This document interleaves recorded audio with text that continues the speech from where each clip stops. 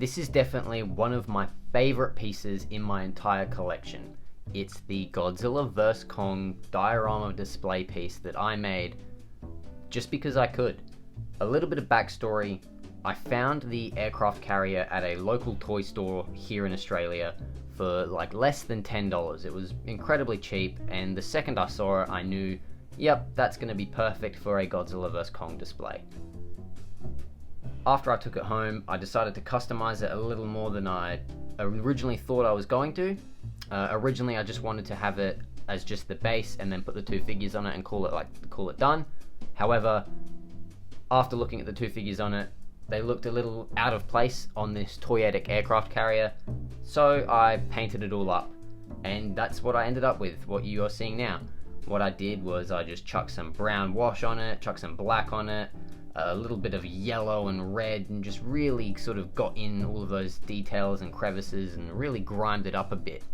And then after some scratches and some chipping, it looks pretty spot on. It looks really nice. It looks pretty realistic, at least enough so that you're not distracted by the toyeticness of it, and you can appreciate the pose and the detail that's in that Godzilla and that Kong figure that sit on top of him.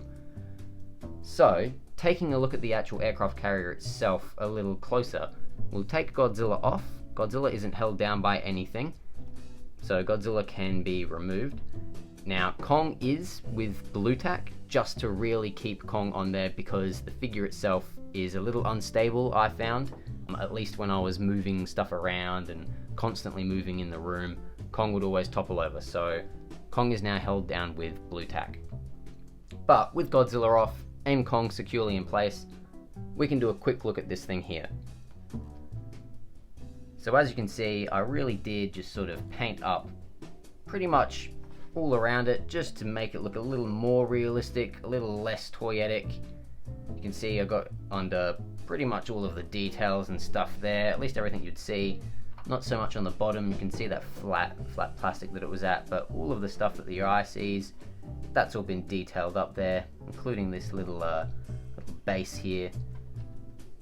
You can see some of that chipping and damage I was talking about here. So this is where Godzilla's tail ends up, so I figured most of that would probably be sort of chipped away, just because Godzilla's tail is huge and heavy.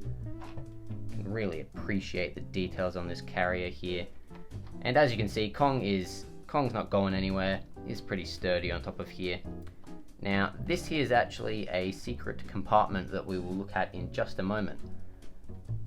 Just taking another fine look here, you can see some of those scratches and details that I really put into this aircraft base carrier thing.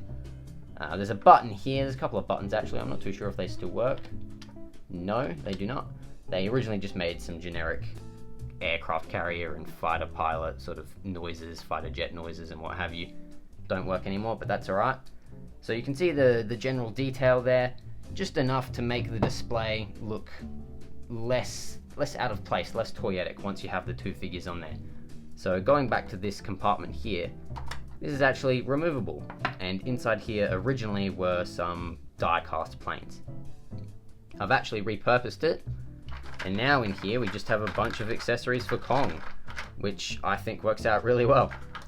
So we have this here, we've got Kong's like sedative neck collar thing that he had in the movie. That was done by Zetto on Instagram and then painted up by me. You have the lightning effect pieces here for that event exclusive Kong, so Kong's axe I can charge up whenever I need. Also in here you've got more of those chains and stuff, again from Zetto over on Instagram, and I've just painted those up myself. Just a bunch of alt hands in here, so it's all pretty much just the same thing. Bunch of hands, bunch of chains, what have you. Even got the alt head for that SDC Kong, or that event exclusive Kong rather. And then last but not least, you've got just this skull of a skull crawler that I painted up here. Don't know why it's in here, don't really have any use for it, but figured it's not really worth throwing out. So we've got it in here, and that's it. Just a whole bunch of Kong adjacent accessories in there. And they all just fit back in like so, not going anywhere. And then I can just close the lid back up on this. Works very nice. And then we can bring Godzilla back, pop him back roughly where he's about to be punched in the face by Kong, and the display is again complete, and it looks really nice. Godzilla's in his pose, or at least as close as I could get to it. Kong's in his pose, or at least again as close as I could get to it. And just like that, the display is very nice. When people come in and look at this display, they always say, oh hey, I remember that scene from the trailer, or I remember that scene from the movie, whenever they see this particular display. And again, it's one of my favorites. I really like how this turned out. I'd love to know what you guys think. Is this a good display? Did it turn out well? Have you done something similar? Let me know down in the comment section below. And until next time, this is Kaiju Down Under, and I'll catch you all later.